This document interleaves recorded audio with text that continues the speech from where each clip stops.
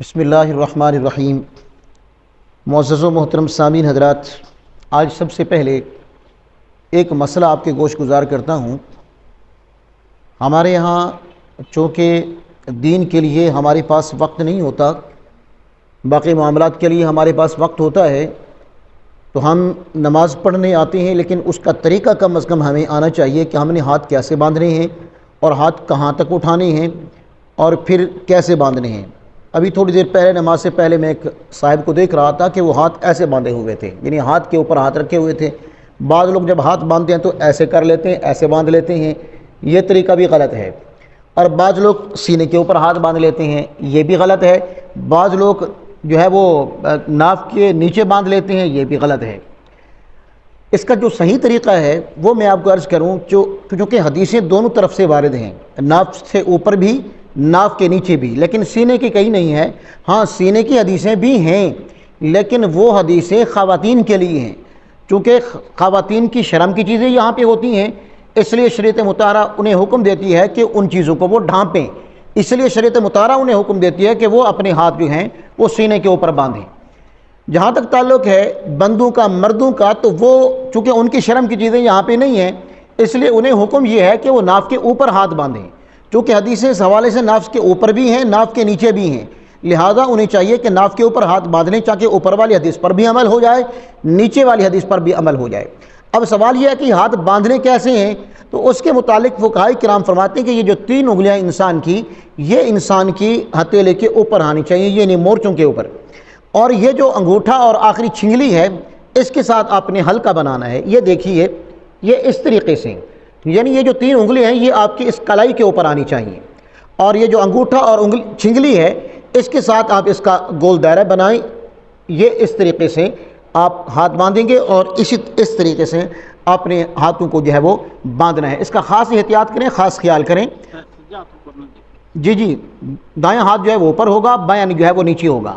اور یوں ہی جب انسان مرتا ہے تو اس کی بھی صورتحال یہی ہوتی ہے کہ کفن کا جو دایاں ہوتا ہے وہ اوپر ہوتا ہے، بایاں نیچے ہوتا ہے، بایاں نیچے ہوگا تو دایاں اس کے اوپر آئے گا۔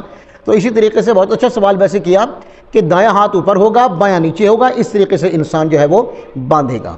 تو اس کا خاص خیال کریں، چونکہ مسائل اکثر چلتے ہیں تو میری کوشش ہوتی ہے کہ اگر میں کوئی ایسا سسٹم دیکھوں، ایسا مسئلہ دیکھوں تو اس کو بیان کر دوں، ہو سکتا ہے کوئی عمل کر لے اور میری اخروی زندگی جو ہے وہ سنور جائے۔ اور اس کے بعد یہ جو نماز ہے در حقیقت یہ بھی عشق مصطفیٰ کا نام ہے، کیونکہ یہ سارے کے سارے افعال و اقوال جو ہیں یہ میرے مصطفیٰ کریم علیہ الصلوۃ والسلام کی جو ہے وہ ایسی زندگی ہے، ایسی حیات طیبہ ہے کہ پریکٹلی سرکار دو جہاں وسلم نے ہمیں یہ کر کے دکھایا کہ تم نے نماز کس طریقے سے ادا کرنی ہے۔ اور یہ جو سورہ بلد کے اندر اللہ رب العزت نے محبوب کریم علیہ الصلوۃ والسلام کے شہر مکہ کی قسم اٹھائی۔ رب ذوالجلال فرماتا ہے لا اقسم بہذا البلد، محبوب مجھے اس شہر مکہ کی قسم۔ اب یہاں پر یہ بات ذہن میں رکھیے کہ مکہ کی جو فضیلت ہے یا مکہ کی جو شان ہے، مکہ کی جو عظمت ہے، وہ اس وجہ سے نہیں ہے کہ وہ اللہ تعالیٰ کا گھر ہے۔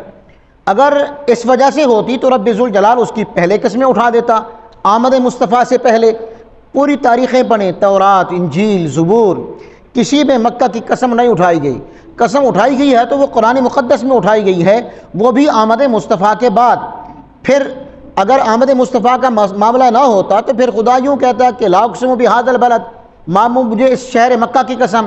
نہیں، یہاں تک محدود نہیں رکھی قسم کو آگے بڑھایا ہے۔ فرمایا کہ محبوب شاید کسی کے ذہن میں ہو کہ یہ میرا گھر ہے اس لیے اس کی قسم اٹھا رہا ہوں، فرمایا نہیں، وَأَنْتَ حِلٌّ بِهَذَا الْبَلَدِ، محبوب اس شہر مکہ کی قسم اس لیے اٹھا رہا ہوں وَأَنْتَ حِلٌّ بِهَذَا الْبَلَدِ کہ آپ کی جو رہائش ہے، آپ کی جو رہائش گاہ ہے وہ مکہ ہے۔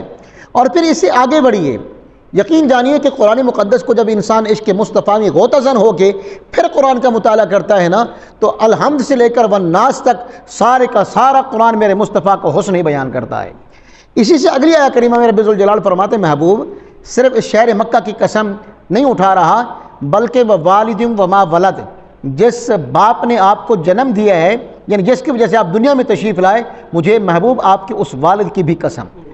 اب دیکھیے جہاں جہاں سے میرے مصطفیٰ کریم علیہ الصلوۃ والسلام تشریف لائے ہیں، پھر اسے آگے سورۃ والتین کو دیکھیے۔ اور میں نے جب اس کا مطالعہ کیا نا گہری نظر سے کہ جن چیزوں کی اللہ رب العزت نے قسمیں اٹھائی ہے نا، ہر وہی چیز میرے مصطفیٰ کریم علیہ الصلوۃ والسلام کو پسند ہے۔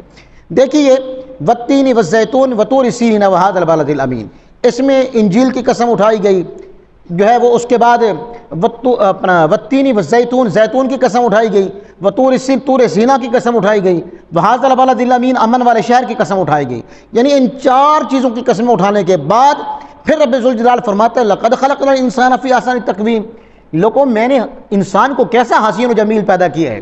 اور پھر قرآن کا حسن دیکھیے کہ جب اللہ رب العزت نے ان چار قسموں کو اٹھایا نا تو اس کے بعد پھر لقد خلقنا الانسان فرمایا، الانسان فرمایا ہے، اکیلا انسان نہیں بنایا۔ یہاں پر ٹیچر حضرات بھی بیٹھے ہوئے ہیں، پڑھے لکھے لوگ بیٹھے ہو، یہ جو عربی کا قانون ہے نا وہ یہ ہے کہ اگر اللہ رب العزت مطلق انسان کسی کو کہنا چاہے نا کہ سارے انسان اس میں شامل ہوں، اس کے لیے لفظ الف لام میم نہیں لگایا جاتا، یعنی اس کے لیے اکیلا لفظ انسان استعمال ہوتا ہے۔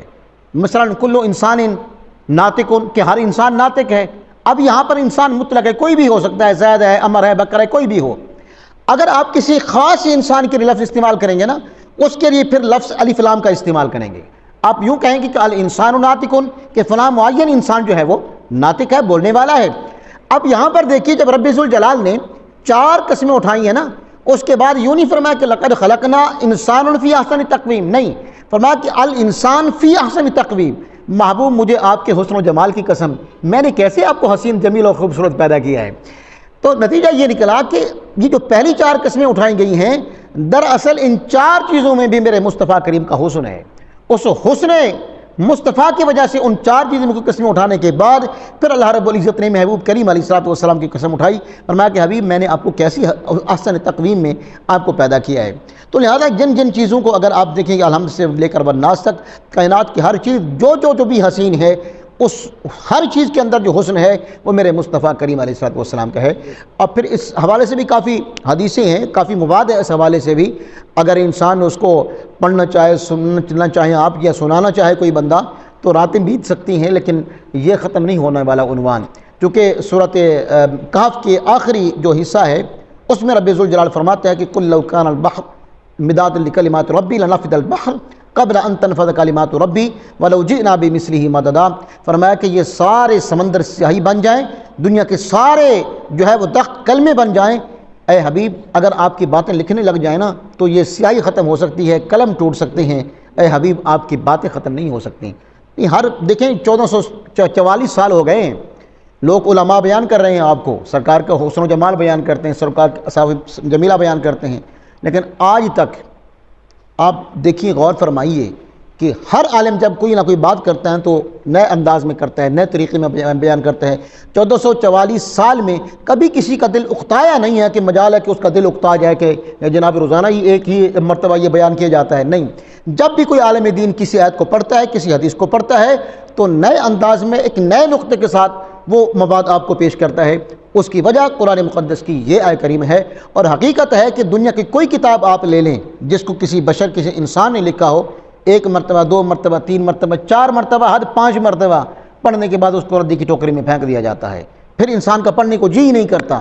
لیکن یہ واحد قرآن ہے، واحد حدیث مبارکہ ہے، جو انسان پڑھتا چلا جاتا ہے اسی طریقے سے انسان کا اشتیاق بڑھتا چلا جاتا ہے۔ اس کی وجہ صرف اور صرف یہی ہے کہ ان ساری چیزوں کے اندر میرے مصطفیٰ کریم کا حسن بیان کیا گیا ہے۔ دعا کیجیے رب ذوالجلال ہم سب کو قرآن و حدیث کی صحیح فہم عطا فرمائے۔ آمین ثم آمین، وآخر دعوانا الحمدللہ رب العالمین۔